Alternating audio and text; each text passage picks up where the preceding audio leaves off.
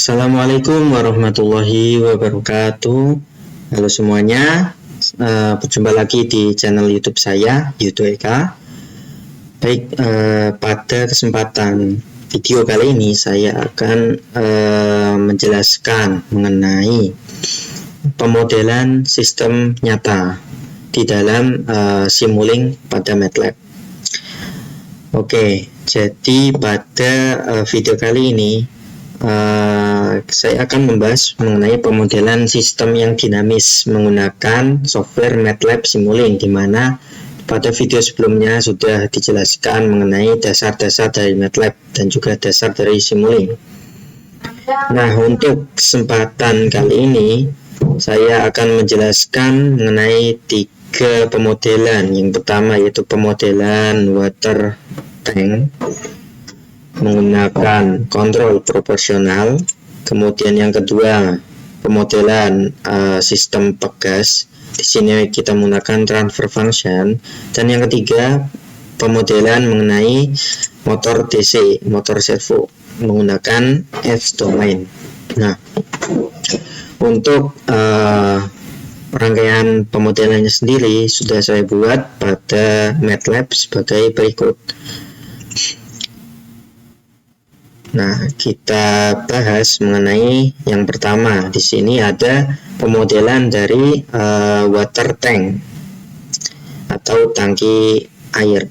Di sini sudah saya buatkan, masnya ini sudah saya sesuaikan bagaimana gambar dari water tank. Nah, di dalam water tank ini ada subsistemnya, yang mana pada awal ini pada water tanknya di sini dibagi menjadi 2, yaitu water tanki sendiri atau alur kerja dari sistem tangki tersebut, dan juga cara kerja dari si pengontrol proporsional. Kita bahas mengenai yang water tank terlebih dahulu. Di sini saya menggunakan konstan yaitu 0,3, yang mana ini sebagai set point dari tangki. Kemudian masuk ke sum block.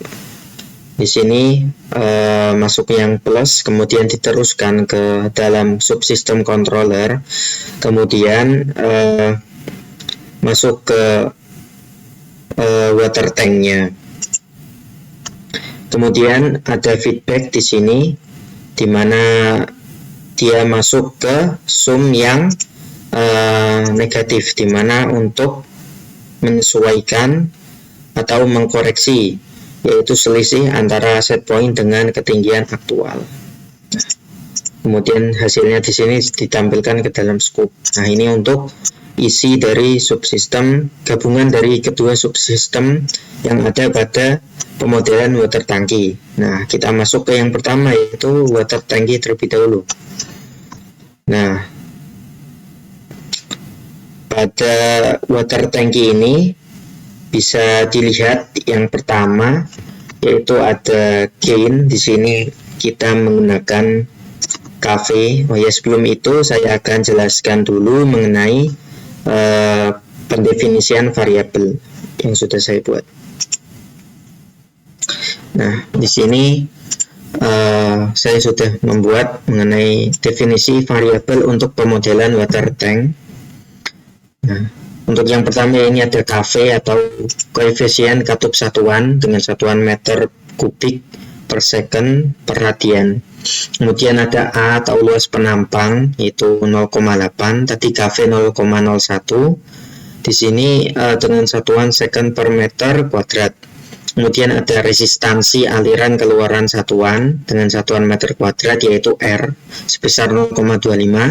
Kemudian ada KD di sini derivatif koefisien, yaitu nilai dari diagram blok derivatif. Di sini nilainya sama seperti luas penampang, yaitu 0,8.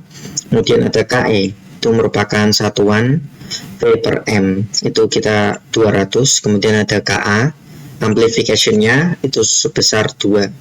Kemudian di sini ada N sebesar 100.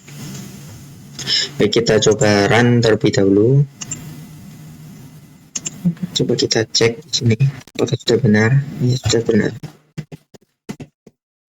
Kemudian kita kembali ke pemodelan water tank. Nah, di sini sesuai dengan nilai KV tadi ya, di mana KV di sini pengalinya ini digunakan untuk menghitung debit air yang masuk Q2 yang diperoleh dari Q2 sama dengan KV dikalikan dengan theta V. Nah, kemudian dia akan masuk ke sum, kemudian diteruskan ke pengkali R, di mana R ini merupakan resistansi aliran keluar dengan hubungan yaitu H sama dengan Q1 dikali R, di mana Q1 ini adalah debit keluar. Nah, kemudian ada feedback di sini menggunakan derivatif dan juga luas penampang. Untuk derivatif dan luas penampang ini nilainya sama, yaitu tadi sebesar 0,8.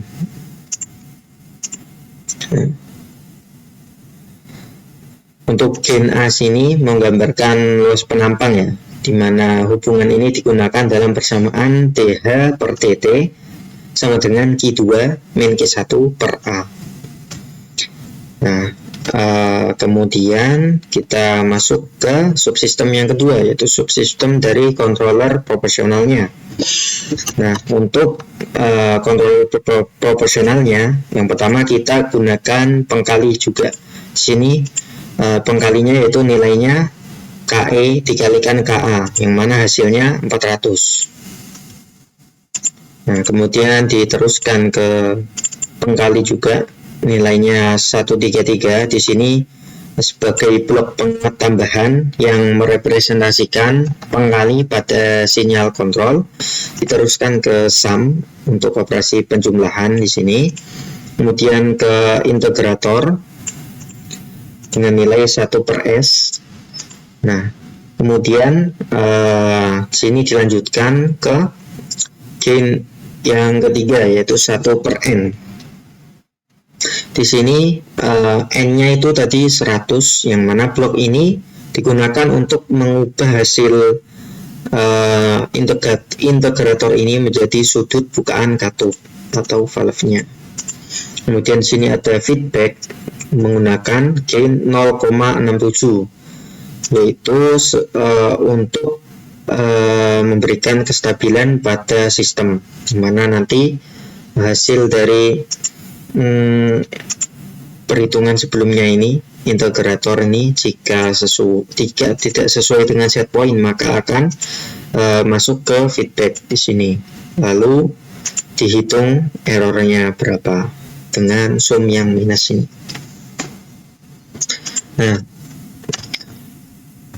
untuk selanjutnya ingin coba saya run terlebih dahulu. Ini merupakan tampilannya ya. Oke, kita run.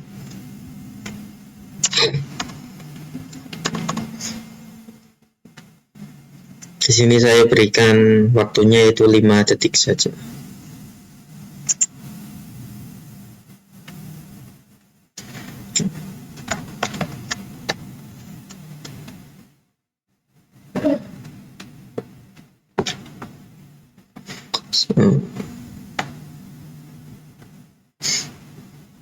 Oke, sepertinya sudah selesai di run. Nah,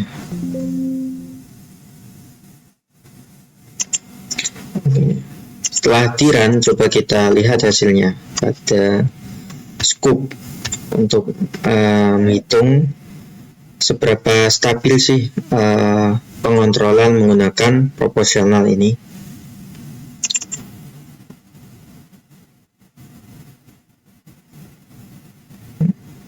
Nah, bisa dilihat ya, untuk jika kita menggunakan nilai kontrol proporsional, maka sistem akan lebih stabil dan juga menghasilkan sistem yang tidak banyak menghasilkan osilasi, di mana di sini sistem bisa dilihat pada detik ke 0,2 dia akan langsung mencapai kondisi steady state, yang mana selanjutnya selama 5 detik itu sistem akan stabil terus. Berbeda halnya jika kita tidak menggunakan kontrol proporsional atau kontrol yang di sini, yang menggunakan kontrol proporsional ini. Jika kita tidak menggunakan kontrol proporsional, maka hasilnya akan menimbulkan osilasi sebagaimana yang ditampilkan pada video penjelasan oleh dosen yang pengampu saya. Oke, mungkin coba kita variasikan di sini. Misalnya pada amplification-nya kita setting menjadi lebih besar. Berarti kan 2, kita setting menjadi 90 misalnya.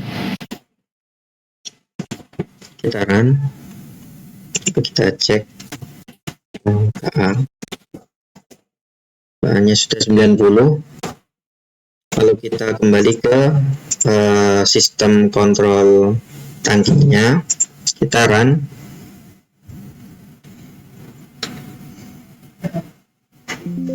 Kita lihat ke scope-nya. Nah, bisa dilihat di sini dengan waktu yang sama yaitu 5 detik. Untuk amplification-nya sendiri berpengaruh pada osilasi yang dihasilkan. Dimana jika semakin besar amplification-nya, maka sistem akan lebih banyak menghasilkan osilasi, dimana yang pada akhirnya ini tetap akan mencapai kondisi steady state. Namun setelah sistem melakukan atau mengalami osilasi di 0,5 detik pertama. Pada detik ke-1 sudah mulai steady state. Ini berkat adanya kontrol proporsional, mana itu menjelaskan betapa pentingnya kontrol proporsional dalam sebuah pemodelan sistem. Oke. Mungkin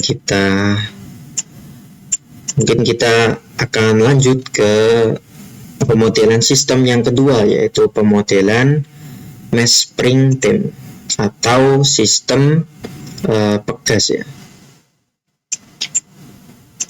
Nah, di sini untuk pemodelannya sudah saya buat. Untuk yang pertama yaitu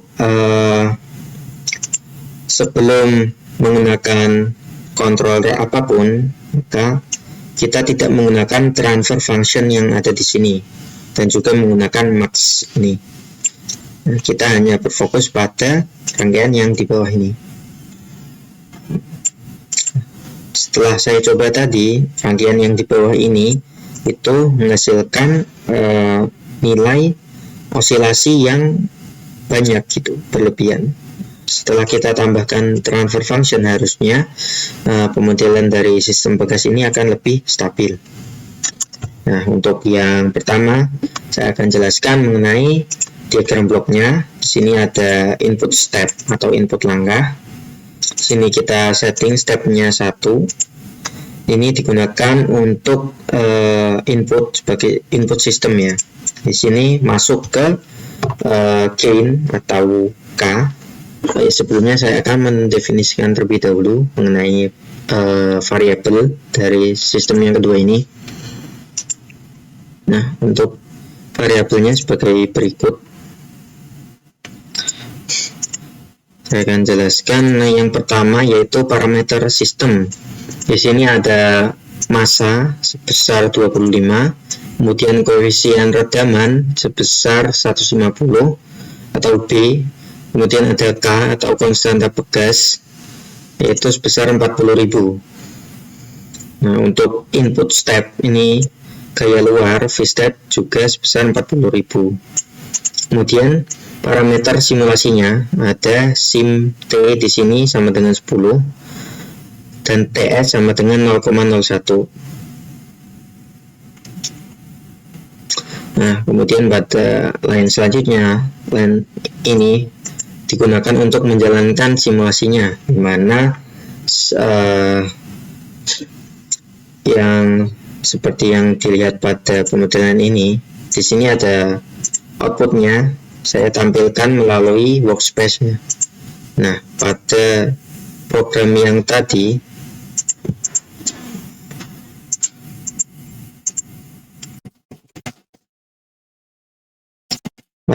ini digunakan untuk memanggil nilai dari output A dan output B untuk hasilnya ditampilkan ke command window yang ada di sini. Kemudian di sini ada penampilan command window, kemudian ada penggambaran grafiknya, lalu ada validasi dengan fungsi transfernya. Oke, untuk parameternya sendiri yang di atas ini, line 4 sampai 17. Oke. Nah, selanjutnya kita akan bahas yang mengenai K. K di sini kita kasih nilainya yaitu 40.000, dimana sesuai dengan konstanta yang setelah didefinisikan tadi. Nah, dia akan masuk ke blok sum, dimana di sini masuk ke gain 1/25 atau 1/m yang akan diteruskan ke integrator.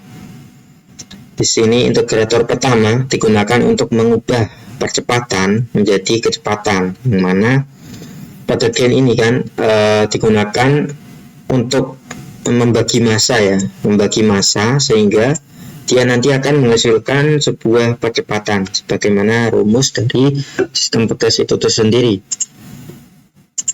Kemudian di sini sistem akan masuk ke integrator yang kedua.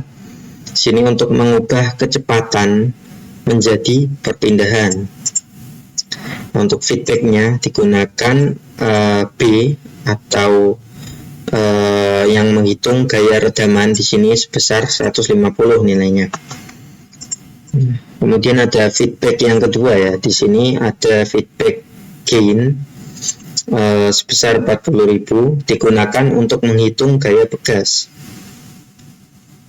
Nah, untuk awalannya sebelum diberi kontrol apapun hanya seperti ini. Setelah diberi kontrol menggunakan transfer function block dengan nilai yaitu 40.000 atau K per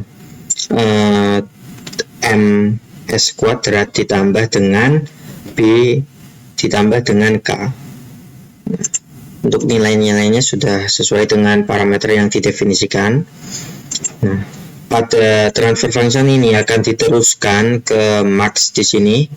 Max ini digunakan untuk menghasilkan dua output dari satu input yang telah dilakukan. Kemudian hasilnya juga ditampilkan pada scope.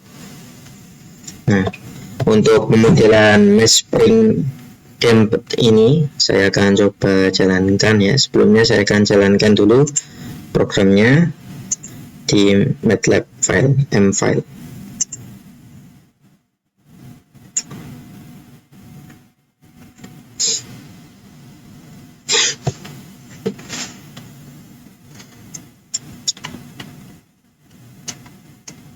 Nah, ini untuk output dari simulasi yang telah dibuat, dimana di sini menampilkan hasil perhitungan fungsi transfer, dan juga di sini saya akan membuat mengenai output grafik output yang dihasilkan nantinya akan seperti ini.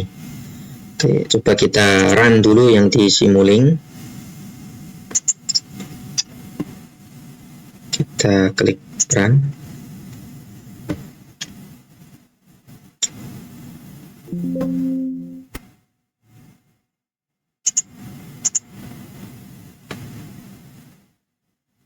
Nah, setelah di run, kita coba cek scope-nya.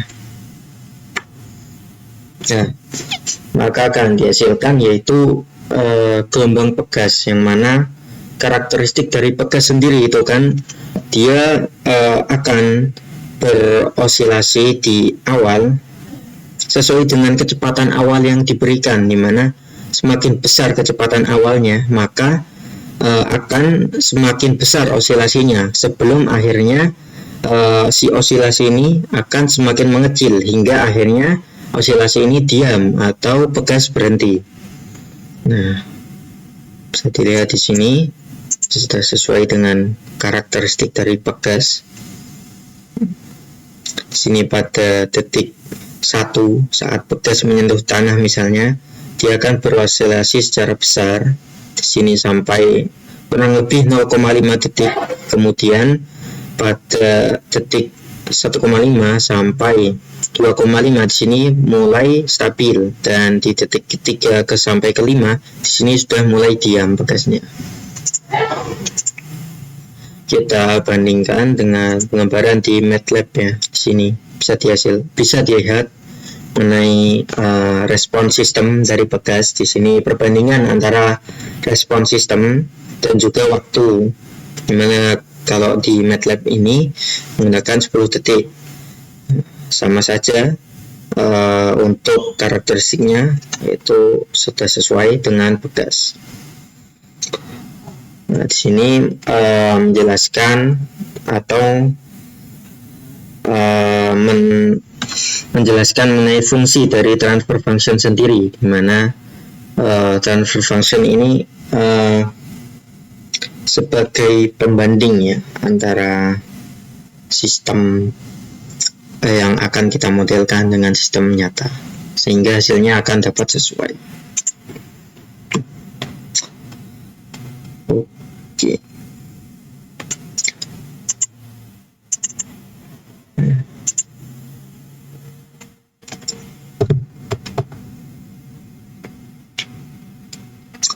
Nah, untuk selanjutnya mungkin saya akan coba mengenai pemodelan dari motor TC.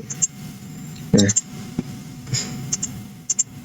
sini sudah saya buat pada praktikum sebelumnya waktu saya masih di kelas. Yaitu di sini ada pemodelan dari motor TC dibagi menjadi dua, yaitu di sini open loop.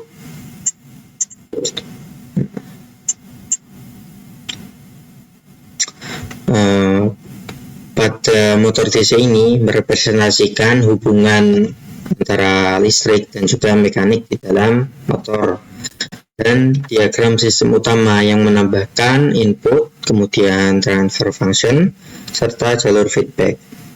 Untuk pertama-tama kita akan bahas mengenai subsistemnya terlebih dahulu ya. Nah, pada subsistem yang pertama di sini sudah saya buat sebagaimana rangkaian diagram blok berikut. Untuk pendefinisian variabelnya sebagai berikut. Nah, ini merupakan pendefinisian variabelnya. Kita akan run terlebih dahulu Java folder.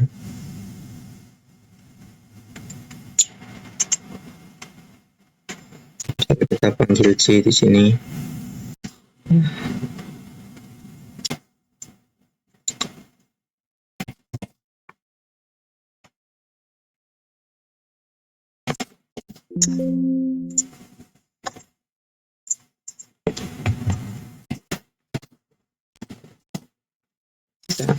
Sudah tersimpan ya.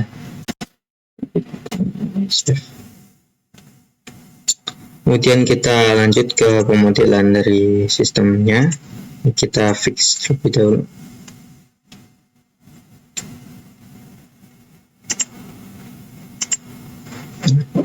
Sudah dilakukan pembenaran. Yang pertama di sini ada KE. KE sendiri digunakan untuk menghasilkan tegangan balik atau back EMF yang nantinya akan masuk ke sum minus di sini sebagai feedback negatif. Kemudian tegangan masuk dari input kemudian masuk ke induktansi hasil dari sumnya, yaitu induktansi lilitan sebesar 1/L yang outputnya akan diteruskan ke integrator 1/S, di mana di sini akan menghasilkan arus dari si motor DC tersebut. Dan di sini juga menggunakan feedback resistansi, yaitu kembali ke sum untuk sebagai pengurang tambahan dan pengkoreksi nilai error. Nah, di sini dari sisi elektriknya, kemudian kita bahas dari sisi mekaniknya di bawah ini, yang KT. Untuk KT sendiri dia didapatkan dari arus motor ini dikalikan dengan variabel K atau KT, yang mana akan menghasilkan torsi. Arus dikalikan variabel K ini akan menghasilkan torsi. Nah, torsi ini akan masuk ke blok sum, mana tanda plus untuk penggerak ya, gaya penggerak, dan tanda minus untuk penghambat. Tapi di sini menggunakan tanda plus semuanya.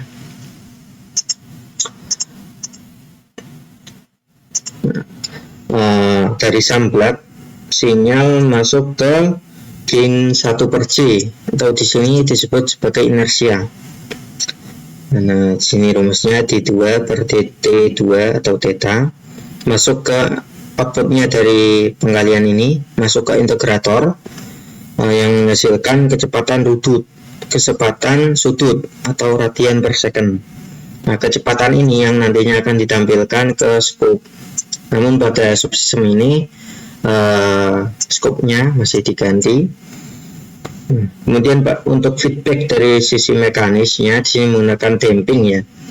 Damping ini mewakili redaman mekanik viscous, lalu masuk kembali ke blok sum sebagai hambatannya atau feedbacknya. Nah, ini untuk pemodelan motor DC yang open loop, mana di sini kita misal tambahkan scope ya.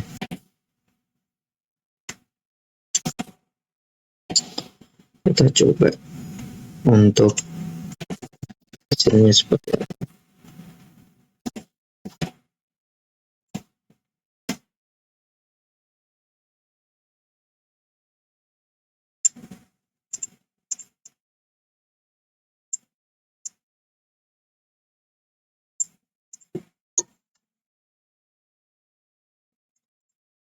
Nah, sini coba kita gunakan sinyal, misalnya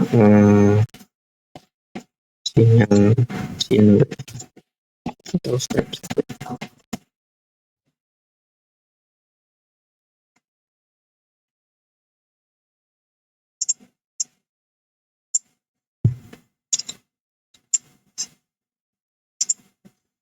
Ini coba kita run.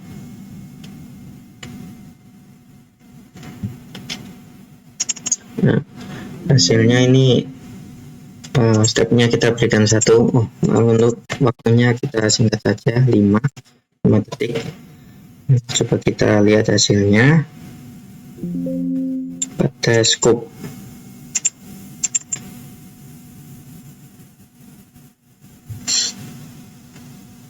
Nah, di sini sistemnya tidak stabil ya, mana pada detik ke hampir 5 baru naik. Nah, di sini terdapat sedikit kesalahan. Coba diulangi saja.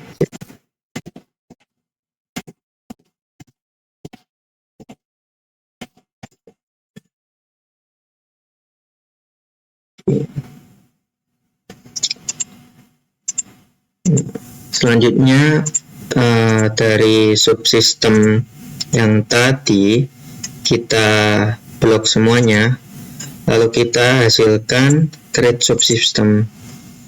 Nah, untuk pembuatan motor DC versi closed loop-nya sebagai berikut.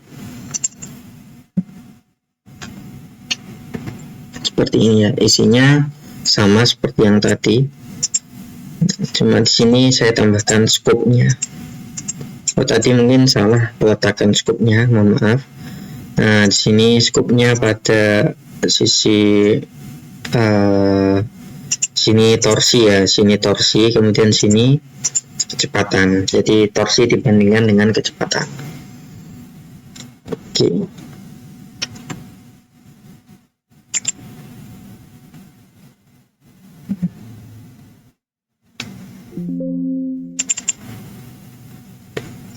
Untuk kita lihat Sini untuk kecepatannya seperti ini. Kemudian untuk torsi, torsinya seperti ini. Nah, saya akan jelaskan terlebih dahulu mengenai pemodelan versi closed loop-nya ini ya. Nah, setelah kita create subsystem, kita gabungkan model dari kedua pemodelan motor DC tersebut ke perkalian transfer function. Di sini kita menggunakan dua transfer function ya. Untuk yang pertama kita gunakan sinyal step sebagai input. Hasilnya akan masuk ke sum yang diteruskan ke transfer function. Transfer functionnya ini menggunakan rumus yaitu 44S ditambah 44 per S ditambah 0,01. Nah, hasil dari ini akan dilanjutkan ke subsistem motor DC yang sebelumnya. Kemudian hasilnya akan ditampilkan ke max, lalu ditampilkan ke scope. Nah, di sini ada feedback dari setelah subsistem digunakan feedback ke blok sum yang minus. Nah, digunakan sebagai nilai feedback untuk menghitung nilai error. Oke.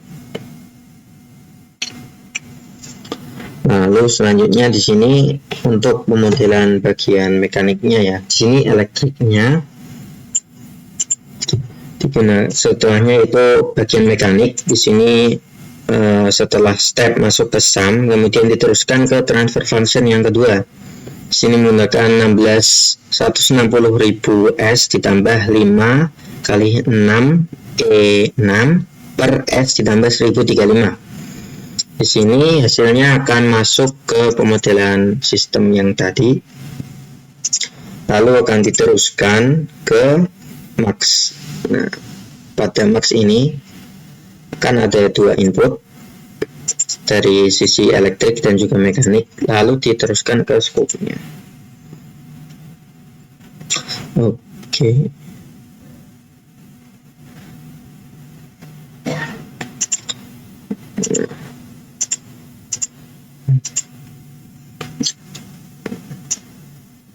Untuk variabel pendefinisiannya, mohon maaf saya tadi lupa menyampaikan. Ini saya jelaskan saja, yaitu yang pertama ada G. G sini momen inersia dari rotor dengan satuan kilogram kali meter kuadrat, yaitu 0,01. Kemudian ada B, koefisien gesekan viskos.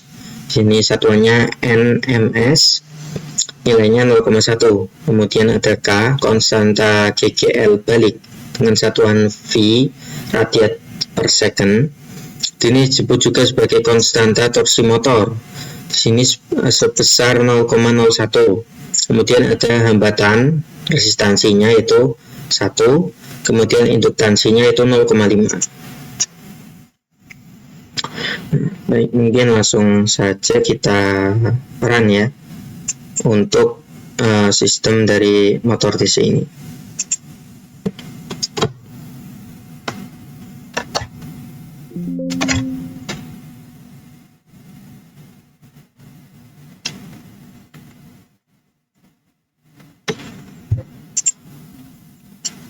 Stop time-nya kita coba setting 5 saja.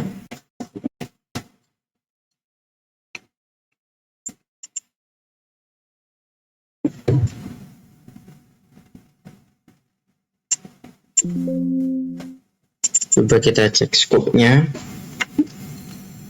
Nah, bisa dilihat ya, di sini karena kita menggunakan max, maka akan ada dua inputan yang akan ditampilkan. Untuk yang pertama yaitu yang biru ini. Untuk biru sendiri merupakan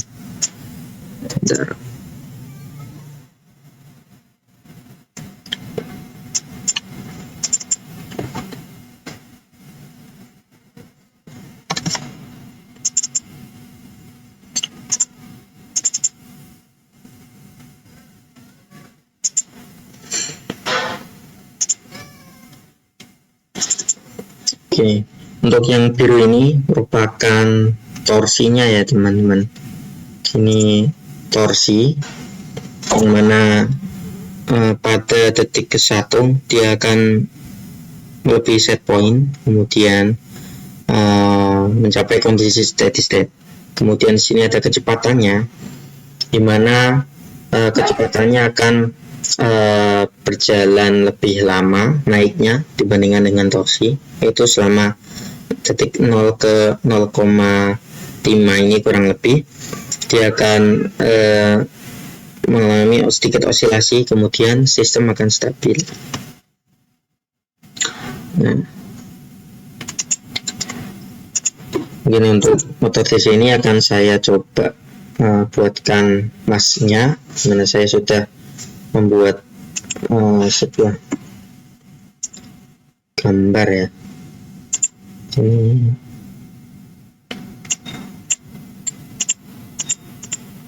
menggunakan image imread motor DC DPG. Kemudian kita coba save ya.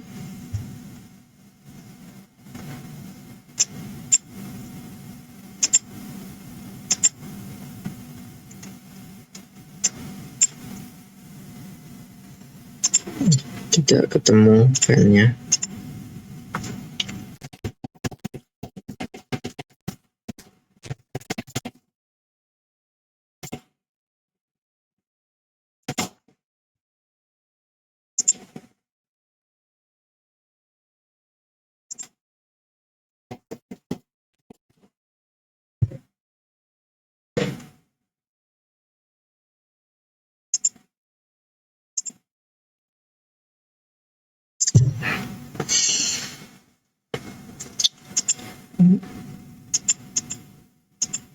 Sepertinya mohon maaf, ini saya tidak dapat menampilkan gambarnya.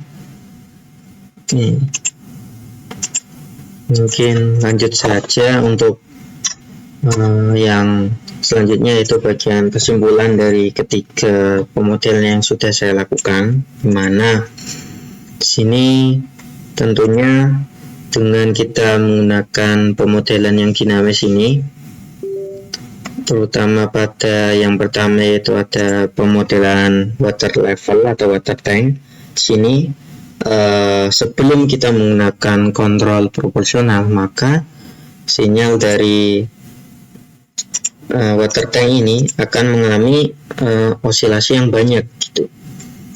Setelah kita menggunakan kontrol proporsional, maka hasilnya akan lebih stabil di akhir, walaupun pada awalnya tetap ada osilasi, namun berkurang secara signifikan. Kesimpulan yang kedua yaitu pada sistem pegas ini, di mana sebelum kita menggunakan transfer function, itu sistem akan lebih lama untuk mencapai waktu stabilnya, di mana transfer function ini kan kaitannya dengan waktu. Nah, jika kita gunakan transfer function ini, maka dia akan mempercepat waktu untuk sebagai stabil. Jadi sistem akan mengalami steady state, kondisi steady state atau stabil dengan waktu yang lebih cepat dibandingkan sebelum menggunakan transfer function.